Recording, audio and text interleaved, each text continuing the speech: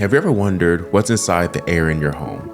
Or how cooking or cleaning or even opening a window impacts your indoor air quality? And what if your Raspberry Pi could do that for you? In this video, I'm going to demonstrate how I turned my home into a lab. From start to finish, I'm going to show how I can measure volatile organic compounds, UV light exposure, visible light exposure, IR, and even particulate matter. Let's get started. What I'm showing you here is my Raspberry Pi with multiple sensors to help me understand the indoor air quality, but also to sync that up with different instruments so that I can bring this data all together. So what you see at the bottom, this green board, is the Raspberry Pi itself. There is a fan on top, and this acrylic plastic here is used to protect that board, as you can maybe kind of see here a little bit more easily. On the front, I have a Waveshare Environmental Sensor, and on that sensor I can measure light, UV, volatile organic compounds, even movement, as well as temperature, humidity, and this is considered a HAT. And with this, I can just plug all these pins into my GPIOs into my Raspberry Pi. I am using a GPIO bent connector so that I can protrude this from the sensor to avoid heat from the motherboard on my Raspberry Pi from interfering with the temperature measurement of my wave sensor. What I've got here is a GPS dongle. This allows me to either track location if I'm doing an experiment where I'm moving the sensor around, but importantly allows me to track time. Now there's other ways to track time, but this is a very convenient multi-use sensor, and it only cost me about $14 and was quite easy to connect. As you see, this connects to the Raspberry Pi using a USB serial connection. I'll walk you through that code there. Lastly, I have a particulate matter sensor from Plantower, and this was the latest add to my multi-sensor setup. Simply, I have to use this multi-pin connector to go to this breakout board here. And from this breakout board, we have these pins that allow me to connect this signal to the Raspberry Pi. And so now let's talk about some of the pin layouts. This multi-pin connector is what we call a GPIO, and it can be used for multiple reasons. One is to attach this HAT, which is its own printed circuit board, but also I can attach things like this fan to power it. So the fan connections are this red wire here, which goes to 5 volts, and this black wire, which is going to the ground connection to complete the circuit. And when this is plugged in, this fan runs and keeps the Pi cool. Also, you see that I have 4 connections from my Plantower particle sensor. The first connection is another high voltage connection, as you can maybe see there. And if we follow that blue line there, it goes to another 5 volt pin on the Raspberry Pi. And there are several different pin diagrams you can use to help you understand where these pins are specifically located. The next pin is a ground pin connection, and that is this gray wire there, and it goes to another ground pin located on the opposite side of my GPIO board. Next, I have 2 more wires, one that goes from an RXD and another that starts from the TXD. And these communication wires allow me to send the signal from my Plantower to my Raspberry Pi. So the RXD cable in purple runs to the TXD GPIO pin on my Raspberry Pi. And the TXD wire from this breakout board goes to the RXD. So they actually switch positions. And in the repo, I have a pin layout for this Plantower sensor there. So don't worry, it's actually quite simple to set up. If you get this sensor here, 2 things to be aware of. They don't always have this ribbon cable, which you really need to connect this simply. And they don't oftentimes have this breadboard. So make sure that if you do purchase one of these Plantower particle sensors, that you have a ribbon cable and that you use a breakout board to allow for easy connection between this sensor and these GPIO pins. So let's move to the next step, because right now my Raspberry Pi is shut off and I actually cannot run this experiment as I've set it up. If you have all the components laid out as I have them, then you can just use the code that I'm going to demonstrate for setting up your Raspberry Pi. So I'm going to begin by powering this Raspberry Pi on. I'm just going to use a USB-C connector into this power switch there. So the Pi is still off. When you turn this on, you'll see that the fan has started and we have these 2 indicator lights here that gives you some indication that the Raspberry Pi has power. Given that I'm running debian bookworm, I have the option to remote into this because I have set this Pi up to my Wi-Fi. So if you flash the operating system and you have Wi-Fi access, you can remote in. Otherwise, you'll want to connect an external keyboard and mouse, as well as a mini HDMI connector either here or here, and use this as a fully fledged computer for some of that very early stage setup. In this case, I've already done that. There's plenty of instructions online for setting up your Raspberry Pi from the very beginning. So I'm going to assume that you've already done that. So now let's set up our Raspberry Pi for experimentation. I have two Pis. Pi 1 is already set up and running behind me. Pi 2 is the system that has none of the code ready for running. It doesn't even have my conda environment set up. So let's look at that. With the latest Raspberry Pi OS, we have the option to either screen share or remote shell. Now, the instructions I'm going to show you work both ways, but I'm going to screen share just so you have more of the user interface context.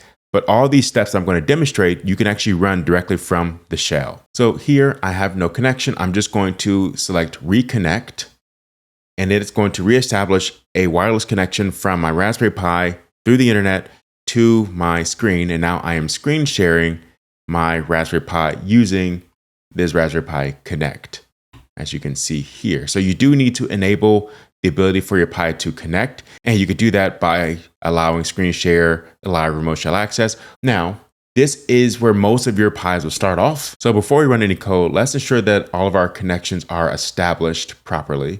So let's look at the configuration and ensure that we have a few things already turned on. So there we can go to our interfaces, and we want to have SSH turned on. This will allow us to remotely send and receive data from a Raspberry Pi.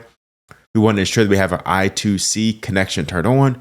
This will allow us to send data connections from these different peripherals to the Pi itself, as well as our SPI connection, again, to send the data to these systems. If these are not on, switch them on. And lastly, we want to ensure that we have our serial port connections turned on. Now, when you flip these, you might be asked to reboot your Pi. Go ahead and reboot it, and then remote back in. Give it a couple minutes to reestablish an internet connection. I do not have the environment I need on here. This was where I was doing a lot of early setup. These are some of the test codes for the individual components, which I've repackaged. But when it comes to running this experiment, I cannot do that with the current environment. So let me demonstrate how we can do that. In this GitHub repository, github.com/krishp33/multiroom-monitoring, you will see this repo here. Let me make it a little bit larger for you. And in this repo, we have all the code we need. We have test scripts, which will allow us to test the GPS, read from the particle sensor, test our UV vis monitor, as well as testing our VOC, temperature and relative humidity sensor as well. But importantly, we also have our environment YAML. This will tell our Pi or our conda environment how to configure the packages, what packages are needed to run this experiment. And then we have a couple of different files. We have our allsensors.py, which is the latest version for running all the sensors. And you can see we're going to use time, date time, serial. We have a couple of imports which are specific to these different components. And then I've already talked about how we can use our I2C, LTR, TSL in a previous video specifically, but these are all the libraries needed to run these sensors. So we need to instantiate them. And then we have functions for getting location. We have functions for getting UV light. We have another function for equilibrating our VOC sensor, which allows us to make a measurement so that the sensor begins to heat up and everything else you want to run. So the idea is that we can take this code and just put this on our Raspberry Pi. So let me show you how we can do that. If you go back to our Raspberry Pi and we run the terminal, we have a blank terminal. It should say base, assuming you have conda installed. If you don't, there are instructions on the GitHub page for how you can install conda. In this case, I already have that. And that process, again, is fairly straightforward and well documented online. So what we want to do is essentially run a series of commands through this terminal to get our environment set up. And these commands are going to be the exact same that you will be running as well. So what I want to do is paste the command I just copied into remote. And what I'm running is git clone the URL to my repository, and then I'm going to change to the folder that'll be created. The folder is called Multiroom-monitoring, and it will have a lot of the files that you just saw in that online repository. I'm going to run this just by pushing return on my Mac or enter on a PC. And if we look at this terminal, it ran properly. We established a connection. It's counting all the options we have, and it was able to move all of those files there. Now, there's two ways that we can look inside this directory. We can use the dir command, and you see we have our allsensors.py, we have our readme file, we have our test scripts. We also could open the folder on the top left and go to this new multi-room monitoring folder. And here, again, we have our allsensors.py, we have our environment YAML, we have our environmental sensors. This is the old version, so we don't necessarily need that. And by the time you see this, I might pull this down to avoid confusion. And then we have our readme file and our run experiments.py. Importantly, we also have these test scripts that allow us to ensure that our components are running. So it's important that you do this first to ensure that you have all your connectivity in place. And this will allow for more rapid feedback on how well the system is connected. And this is important in particular for the particle sensor because this breakout board connection here is sometimes hard to get to snap, and it's hard to hear if it actually makes a good connection. And so you can run these test scripts to ensure that we have a good connection. So let me show you. So to ensure that we have a good connection, let's run this read_pm_sensor.py. And I recommend using the Thani user interface. And this is the code that will automatically be on your computer because we've set up our systems the exact same. No matter how your Raspberry Pi is set up, you need to ensure that we're in our local environment, and I'm going to demonstrate why. The serial and struct libraries are core to Python, and so this code here for the particle sensor will run out of the box. Let me stop that. And you can see we are able to read our PM1, our PM2.5, and our PM10. If I switch to a library that has a lot of specialized code in it, such as our UVviz.py, it might not run out the box because we might not have this bus IO, and it may not have the CircuitPython needed to read the sensors. And so after running this, you see we have a traceback, model not found error. There is no module named board. And that's because we're looking in the wrong Python environment. So let me show you how we can switch environments. If you go down to the bottom and click this, we can select configure interpreter. We then need to go to this interpreter tab if it's not already there, and then select our Python executable. Let's click these three dots there, and we need to find the location of our files. So let's go to the home, into MiniForge 3 if you're using a Con environment, as you should be. And then we're going to locate our EMs, our environments. We're going to select our Pi environment. That is one we've installed from GitHub. And then we need to go into our binary files and locate Python.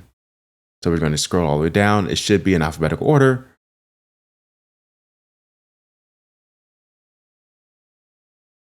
And we can select, let's select Python 3.11, just single click it, select OK. And you see that we have our Python executable and the updated path, and then we just select OK there. The path is updated here, and if we run this code again, we will have our UV light. So this is just running a simple circuit of our UV raw, UV index, and our visible light raw. So this is a good test, and I have multiple tests for this. We have another for our volatile organic compounds, temperature, and relative humidity. It sometimes takes up to an hour to get heated enough to get a reliable measurement. So this is definitely a device that just is best to turn on, allow it to sit, equilibrate, and then just trim off the first pieces of the unreliable data. And then of course we have another sensor for GPS, which is running through the serial port. So let's see how we put all this together. I mentioned before that a lot of this can be run through the terminal. So let me demonstrate how we can do that. So I'm looking through the folder that we've just been exploring with. I was in my test scripts folder, but now I want to select run experiment. I want to begin collecting data. To do that, all I need to do is type Python run experiment. And you're going to see that this is going to give us an error. Now, this is giving us the same error as before, a module not found error. That's because even though my Con environment has been set up, I have not activated the environment that has all the modules needed to run this experiment. So If you're in the terminal, all you need to do is select conda activate and then select that. But I want to demonstrate one thing first. We can use the conda env list command, and it will give us a list of our conda environments. So in this case, we have our base conda environment. That's the one we're currently using. And then we also have our pi. That was the environment that was created when we cloned this repo. So we're going to select the command conda activate pi underscore r pi. And now you see that our base prefix has now been changed to pi r pi. Now we can just use the up arrow to run using the Python prefix and then the run underscore experiment.py because that is the name of the experiment. Similarly, before I push enter, we can always run the experiment here. We could just push play and we will get the exact same output. But I want to demonstrate how we can run all this through the terminal. So if I want to run this experiment, all I need to do is push enter. And now the experiment is setting up. So it's going to equilibrate our VOC sensor for 5 seconds. And now we've created a data.csv file where this data is getting stored. I want to demonstrate what that file looks like. So I'm going to go back to this folder. We have a new file called data.csv. You see that we have our first row of data. And then we walk through what run underscore experiment is doing. If you go back into here, we are running a function called log underscore sensor data to CSV. And that's going to create a data.csv file by default. And it is going to collect everything that we have in these field names. So we have timestamp, location data, VOCs, lux, which is that visual perception of light, as well as particulate matter and a few other sensors. And what this function does next is determine if this file exists, if this data.csv file exists. If it does, it's going to open the file and append a new line of data. If not, it's going to create the file and then begin appending a new line of data after writing a header row. Afterwards, it's going to print log data to file name. That is why in the terminal it was showing that file. And then if it doesn't, we're going to get some error message. We're using this if name equals main so that we can just run this function and then we sleep for 60 seconds between measurements. We don't necessarily need any more resolution than that. And perhaps we can even take measurements every 5 or 10 minutes, depending on what kind of time resolution we're looking for. Then of course, if we want to exit this, we just run Control C or Command C, depending on your setup, and we can stop this experiment. We can also push stop here if we were running this from Thonny. So I want to quickly demonstrate how I'm able to move the data from this Raspberry Pi onto my Mac, but I'm going to use the data I was using to determine how well calibrated these two sensors are to each other. So I've obviously got one sensor here that you've seen the walkthrough on, but I have another one behind me that I'm going to set up in a separate room so I can get multi-room monitoring and create some interesting visualizations to help me understand air quality as a function of location. So now I'm back on my main Mac and I have the ability to stream the data that is being stored on my Raspberry Pi back to my main computer or put into a database. So what this program is meant to do is run this command here to pull calibration 1 and pull calibration 2. This is the test that I've been collecting with these two Pis next to each other to understand how well these systems are calibrated to. And then if I need to, I can make adjustments to the data, such as regressing data from one Pi to another Pi just to ensure I'm getting the same response. I'm not going to run that now because in setting this up, I recreated my data files, but I want to demonstrate what this has looked like over the past several hours of testing prior to this video. So I'm going to ignore this command here and just pull data from data 1 and data 2, which again are from my two different Pis. I can begin by setting up my local environment and then creating cal1 and cal2, which again are just the data frames produced from these two CSV files. In a real experiment, I would have these uncommented so the data can be streaming in as I select run all. So now I want to plot all the data from these experiments. When I do that, we get a lot of data here. As you can see, we have some location data, which looks really good considering these instruments are right next to each other. We have our VOC index data. In this case, the room looks quite clean. We have our temperature that's off by 0.3 degrees. May or may not be a big deal, but we also can correct for this shift in the data. As you can see as well, the visible light, IR, and lux look quite highly correlated with each other, but maybe there's a slight bias shift in the data. The light's really hard to determine because a slight change in position could truly impact the intensity of light that these sensors are exposed to. Lux is the sort of visual perception of light. How bright does the room look and feel as we perceive it with our eyes? And then we have our UV index, which we expect to be quite low, and we can see that here because the room does not have much UV light as it is being filtered by the window. And lastly, we have our particle sensor, our PM1.0, 2.5, and 10, which this air looks quite clean. So I'm plotting the last 3 or so hours worth of data. If I wanted to extend that to, say, the last 800 scans, which I'm taking a scan every 1 minute. So you can imagine this is about 800 minutes of data. And I update these plots. We have way more signal. We can see that this temperature bias continues. So I'll show you how we can address this next. And we have different blips for the light. When this was running yesterday, there was a point in the window. I had both of my sensors pointed at this window behind me. And it was definitely clear that there was a tree that was allowing light to hit one sensor and not the other. And I believe that is what's occurring here. One sensor is kind of in this artificial shadow while the other is exposed to the sunlight for a little bit longer. And then we have our sensor. We can have a better sense of what's going on with these particle sensors. Again, a slight bias that we can correct. I'll show you momentarily how we can do that really quickly.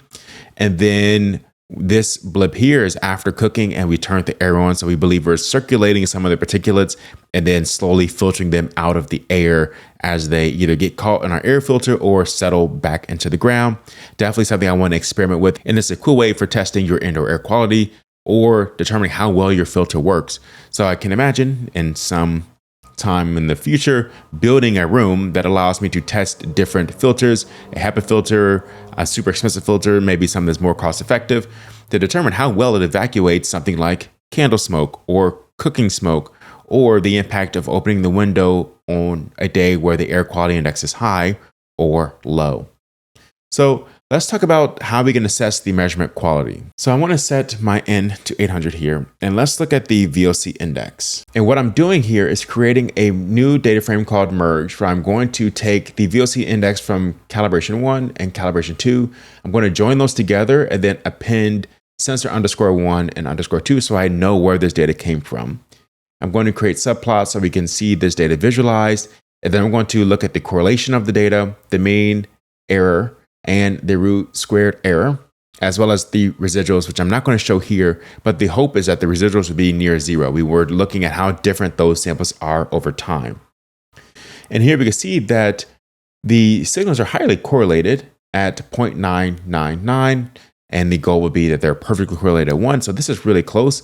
We have a mean absolute error of 2.4% and an RMSE of 20%, which for this experiment is not terrible, and it's likely because of where this delta signal occurs here, and we have some differences in the way these sensors are responding. So I want to calibrate this against each other. I want to build a regression where I can now take my sensor 2, put it through an algorithm to see what sensor 1's response would be, and use this as a way to correct the data. Now, this is incredibly simple with a tool like scikit-learn, so let me demonstrate that for you. So I'm going to now use a lot of the same libraries, but I'm going to take my merged data frame that was used to create this. Let me show you what that looks like. We have our time, we have VOC index, sensor 1 and sensor 2. And I'm going to clean up the data. So if there's any missing values, such as one experiment has run while the other sensor is still waiting, I'm going to drop any rows where we are missing data, which will likely be one of these last rows here, depending on how well synced the experiments are.